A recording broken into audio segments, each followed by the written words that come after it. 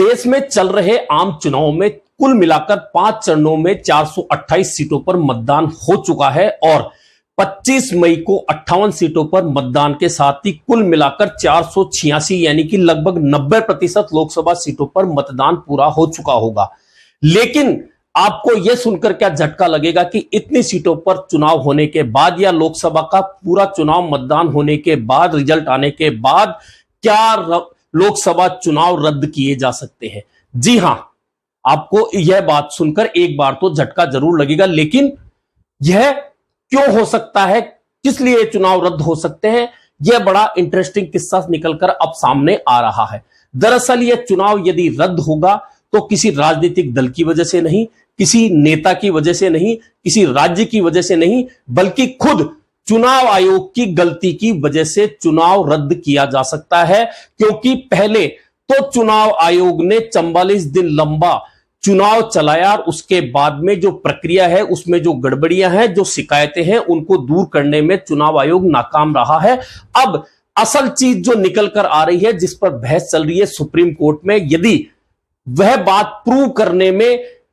याचिकाकर्ता सफल रहे तो चुनाव रद्द करने की स्थिति तक बन सकती है। दरअसल यह स्थिति क्यों बन रही है, तो आप समझिए कि पहली बार ऐसा हो रहा है कि चुनाव आयोग पर रोजाना कोई ना कोई सवालिया निशान लग रहे हैं। सवालिया निशान तो उसी दिन से लगने लग गए थे जब चुनाव आयुक्त की नियुक्ति हुई थी। उस नियुक्ति की प्रक्रिया से सुप्रीम कोर्ट के जज को बाहर कर दिया गया था, तभी से सवालिया निशान लगना शुरू हुए थे। उसके बाद में ईवीएम को लेकर बहुत सवाल उठे, लेकिन सुप्रीम कोर्ट ने उन चीजों को रद्द कर दिया। लेकिन अब जो चीज सामने आ रही है वह ऐसा प्रूफ है जो कहीं ना कहीं चुनाव में गड़बड़ी की आशंका पैदा करता है और उसी गड़बड़ी की आशंका को लेकर अब आगे जाकर बहुत बड़े निर्णय सुप्रीम कोर्ट ले सकता है। दरअसल ईवीएम को लेकर सुप्रीम कोर्ट ने गड़बड़ी की बात तो नहीं मानी, वीवीपैट के मिलान को लेकर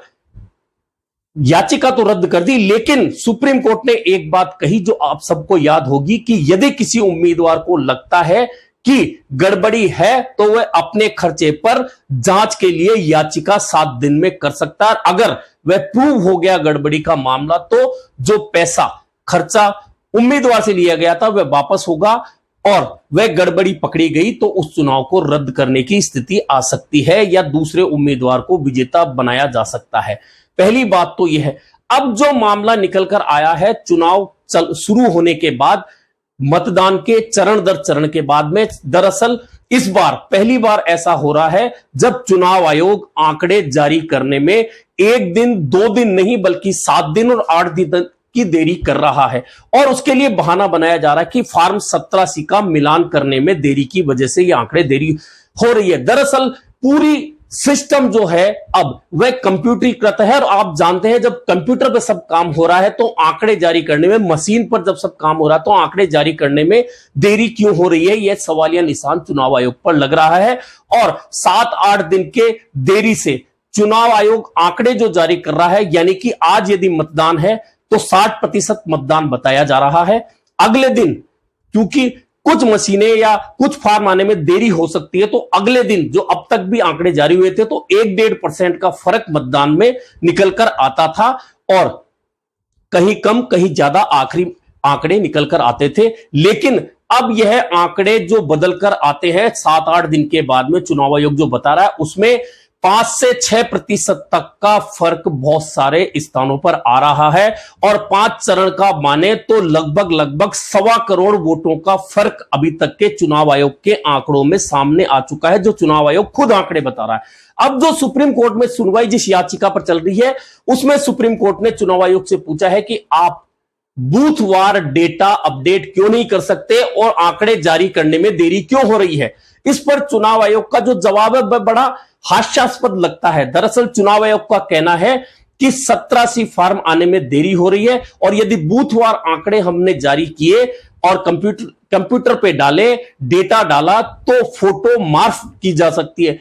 इसका मतलब यह होता है कि फोटो की नकल की जा सकती है या फोटो को बदला जा सकता है। यह चुनाव आयोग का बड़ा बचकाना सा जवाब सुप्रीम कोर्ट में आया, जिसे सुनकर कोई भी वकील या कोई भी कानूनविद मानने को तैयार नहीं है। दरअसल कहा यह जा रहा है एक सांसद की बड़ी अच्छी टिप्पणी आई है इस पर, और उनका कहना है कि जैसे ही आरओ यानी कि रिटर्निंग ऑफिसर जैसे ही मतदान बंद होने के बाद में उस पर क्लोज का बटन दबाता है तो पूरा आंकड़ा निकलकर मशीन का सामने आ जाता है, कितने वोट डाले गए हैं। अब इसी आंकड़े को डालने की बात जो है सामने नहीं आ पा रही, चुनाव आयोग इस आंकड़े को जारी करने से मना कर रहा है। दरअसल चुनाव आयोग की जो कहानी है पहले से ही विश्वास नहीं है, और रोजाना ये जो सवालिया निशान लग रहे हैं इस तरह की बातों से वह स्थिति है कि यदि आंकड़ों में गड़बड़ी कहीं पकड़ी गई तो यही कारण बनेगा चुनाव रद्द करने का, जिसकी सुनवाई सुप्रीम कोर्ट में चल रही है। हालांकि अभी छुट्टियां चल रही है लेकिन फिर भी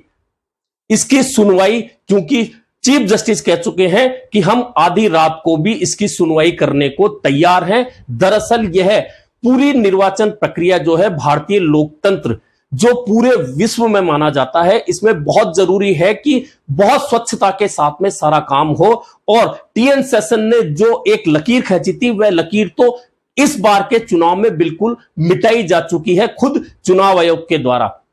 दरअसल अब 17C का जो मामला यही है, और जो याचिका उसमें यह कहा गया है कि यदि बूथवार आंकड़े जारी नहीं होते हैं तो गड़बड़ी की आशंका इसलिए है कि किस बूथ की कौन सी मशीन है, किस बूथ पर कितने वोट थे, कहां कितने वोट पड़े, इसकी जानकारी यदि चुनाव से पहले नहीं आती है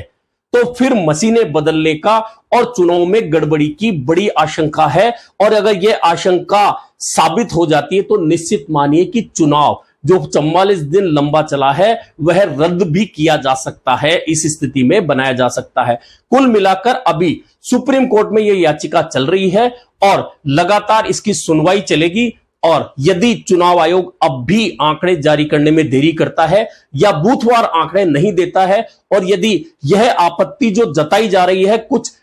राजनीतिक दलों की ओर से, कुछ संस्थाओं की ओर से, जो याचिकाएं हैं उनमें यदि यह गड़बड़ी साबित हो गई तो निश्चित मानिए ना सिर्फ चुनाव रद्द होगा बल्कि भारतीय लोकतंत्र पर सवालिया निशान भी लग जाएगा, और इसका एकमात्र कारण भारत का चुनाव आयोग होगा।